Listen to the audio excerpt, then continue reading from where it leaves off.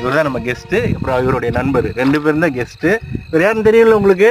தெரியும், இவரை தெரிஞ்சு சேது, அசால்ட் சேது.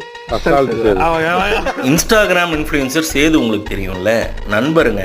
அவரு கூட போய் தேன் எடுத்த அனுபவத்தை தான் பகிர்ந்துக்கிறோம். இந்த வீடியோவில் முயல் கறி சாப்பிட்டோம் அப்படின்னு சொல்லியிருப்பேன். இப்போவே சொல்லிடுறேன், இது வேட்டையாடின முயல் இல்லை, பண்ணையில் போய் இவருக்காக கெஸ்ட்டாக வந்ததுனால வாங்கிட்டு வந்த முயல். ரெண்டாவது, இப்போ நாங்கள் தேன் எடுத்துகிட்டு இருக்கோம்ல, இது ரிசர்வ் ஃபாரஸ்ட் ஜோன் அல்ல.